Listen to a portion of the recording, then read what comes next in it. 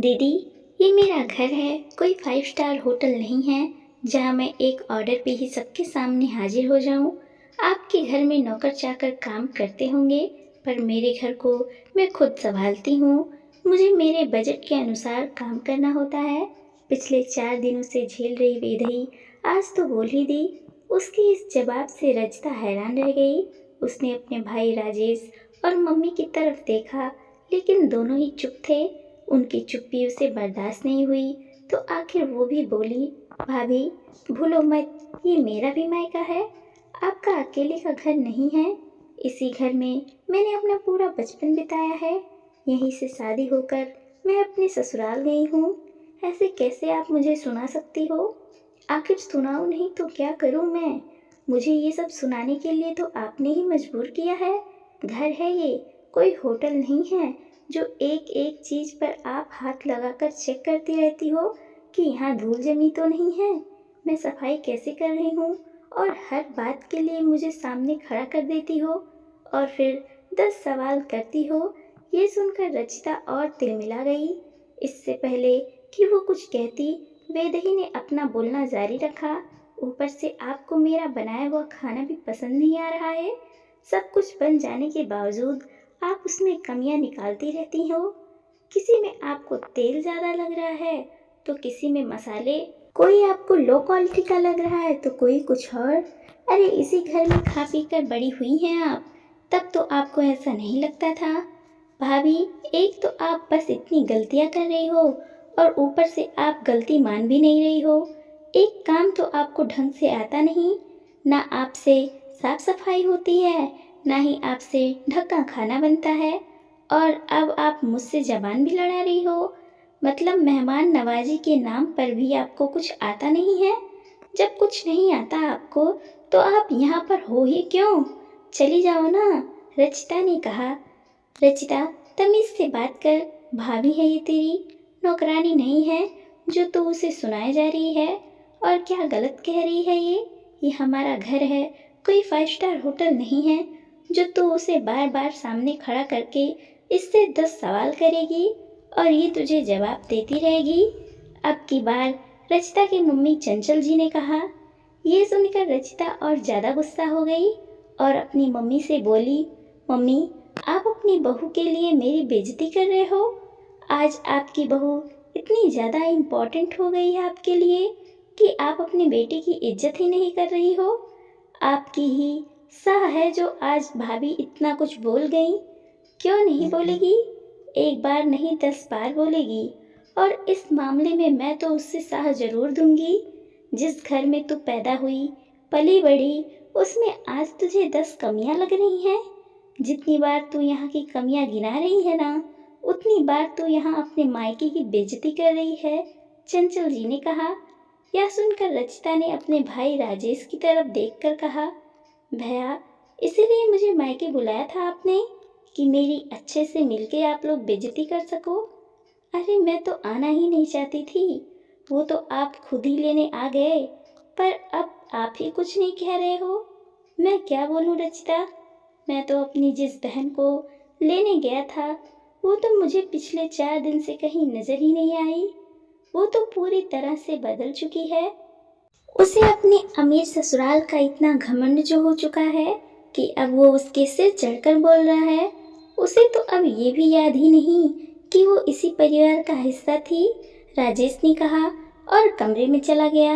ये देखकर रचिता चिल्लाते हुए बोली, ठीक है, मुझे भी कोई शौक नहीं है यहाँ आपके यहाँ आने का, चली जाऊंगी मैं अपने ससुराल।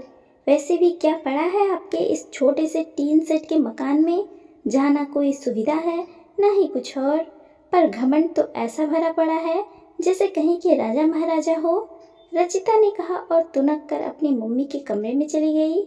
यह देखकर वेदई ने अपनी सास चंचल जी की तरफ देखा। तब चंचल जी बोली, बहू, अगर वो जाना चाहती है तो जाने दे। वैसे भी अब वो मेरी बेटी नहीं, अमीर घराने की बहू बन चुकी है। उसे अब हम कहीं नजर नहीं आ रहे हैं। चंचल जी के 2 बच्चे थे, राजेश और रचिता। राजेश बड़ा था, वहीं रचिता छोटी। चंचल जी के पति का काफ़ी समय पहले ही देहांत हो चुका था, लेकिन उन्होंने अपनी मेहनत से 50 गज का फ्लैट खरीदा था और उसी में 2 कमरे बनवाए थे, लेकिन इतने पैसे उनके पास नहीं थे कि वो उसमें आरसीसी की छत डलवा पाते।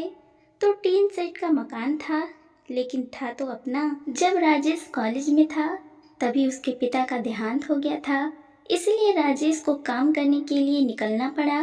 वो साड़ी के शोरूम में सेल्समैन का काम करने लगा और अपने परिवार को पालने लगा। इसी कम कमाई में ही चंचल जी ने काफ़ी अच्छे से घर को संभाला था। राजेश ने पत्राचार से अपना ग्रेजुएशन पूरा किया तो उसके बाद चंचल जी ने वेदई से उसकी शादी करवा दी, जो खुद भी निम्न माध्यम वर्गीय परिवार से थी पर काफ़ी समझदार थी। उसने ग्रेजुएशन कर रखा था, इसलिए वो घर पर ट्यूशन ले लेती थी ताकि घर के खर्चों में थोड़ा सहारा लग सके। लेकिन उन लोगों ने रचिता को पूरी शिक्षा दिलवाई। रचिता भी अपने भाई भाभी का पूरा सम्मान करती थी और कम में भी बहुत खुश रहती थी। रचिता के ही कॉलेज में रमन नाम का एक लड़का पढ़ता था जो रचिता को पसंद करता था। उसने अपने माता पिता के जरिए रचिता के लिए रिश्ता भिजवा दिया। हालांकि पहले तो चंचल जी ने मना ही कर दिया क्योंकि ये रिश्ता उनकी हैसियत से बाहर था। आखिर वो कैसे इतने बड़े घर में अपनी बेटी की शादी कर पाती। रमन के माता पिता काफ़ी अमीर लोग थे, लेकिन जब उन लोगों ने आश्रय दिया कि उन्हें सिर्फ रचिता चाहिए और कुछ नहीं, शादी भी वो सामूहिक सम्मेलन में करने के लिए तैयार हैं, तब जाकर वो शादी के लिए मानी। आखिर रचिता की शादी अपनी हैसियत के हिसाब से उन्होंने सामूहिक सम्मेलन में करवा दी। रचिता जब ससुराल पहुंची तो वहाँ के ठाट बाट देखकर उसकी आंखें फटी की फटी रह गईं। इतने ऐशो आराम उसने कभी नहीं देखे थे। यहाँ इतना पैसा और ऐसी लाइफस्टाइल देखकर उसका दिमाग ही घूम गया। अब उसे अपने मायके में कमी ही कमी नजर आती थी। पिछली बार वो पगफेरे के लिए आई थी, पर जब रमन पगफेरे के बाद उसे लेने आया तो उसे बड़ी शर्मिंदगी महसूस हो रही थी। कहाँ उसका महलों सा मकान और कहाँ टीन सेट का मकान। मकान भी क्या, सिर्फ 2 कमरे। पर रमन तो बहुत नॉर्मल तरीके से बात कर रहा था, इसलिए पिछले 7 महीने से जब भी राजेश और चंचल जी उससे बुलाते हैं वो आती ही नहीं, कुछ न कुछ बहाना लगा देती। इस बार राजेश उसके मायके ससुराल लेने ही पहुंच गया तो उसके ससुराल वालों ने तो उसका दिल खोलकर स्वागत किया, लेकिन रचिता उसे देखते ही सकपका गई। लेकिन अब भाई लेने ही आ गया, वो भी उनके ससुराल वालों के सामने, तो क्या बहाना बनाती, इसलिए चुपचाप उसके साथ आ गई। लेकिन तब राजेश को पता चला कि उसने ससुराल में मायके न जाने के लिए भी 10 बहाने बना रखे हैं। पर राजेश ने कुछ भी नहीं कहा, यह सोचकर चुप रह गया कि बहन तो कम से कम ससुराल में खुश है। लेकिन घर आने के बाद रचिता ने वेदई के नाक में दम ही करके रख दिया। हर चीज में उसे अब कमी ही कमी नजर आ रही थी। जो पकवान वो पहले शौक से खाती थी, अब वो उसे oily spicy low quality fruit नजर आने लगे थे। रात को जब मम्मी के कमरे में सोने गई तो फट से मुंह पर ही कह दिया, अब तो मुझे एसी के बगैर नींद ही नहीं आती। आपके घर में तो मम्मी कूलर है जो घड़ घड़ की आवाज़ करता है, कैसे सोऊंगी मैं। चंचल जी खुद अपनी बेटी की बातें सुनकर हैरान थी। सुबह जब बाथरूम में नहाने गई तो उसमें भी हंगामा कर दिया उसने, कैसे साबुन से नहाते हो आप, स्किन के लिए बहुत ही नुकसानदायक होते हैं ये, मैं तो ऐसे साबुन से नहीं नहाती और कपड़े धोने के लिए भी कोई ढंग का साबुन या सर्फ नहीं है। मेरे महंगे मोल की साड़ियाँ खराब हो जाएंगी, कम से कम अब तो वॉशिंग मशीन खरीद लो। घर की साफ सफाई को लेकर भी 10 बातें सुनाती रहती थी। और ये क्या, सिंपल से पानी से पोछा लगा दिया, अरे एक क्लीनिंग एजेंट इस्तेमाल किया करो, उससे घर चमकता है। पर आपको क्या, आपको तो घर चमकाना ही नहीं है, हमेशा ऐसे ही रहो। वेदई काफी दिन से सुन रही थी, बोलना चाह रही थी लेकिन चुप थी। आज तो उसका गुस्सा फट ही पड़ा और उसने इतनी बातें रचिता को सुना दी। खैर थोड़ी देर बाद रचिता अपना सामान लेकर बाहर आ गई। उसे सामान के साथ देखकर चंचल जी ने कहा, कहाँ जा रही है।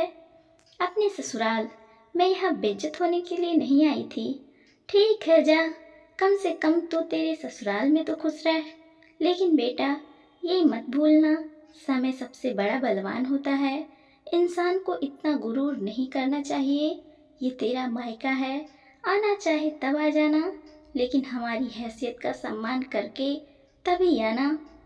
दोस्तों, हमारी स्टोरी कैसी लगी कमेंट में बताइए और हमारे चैनल को सब्सक्राइब कर लीजिए और लाइक और शेयर करते रहिए दोस्तों। धन्यवाद।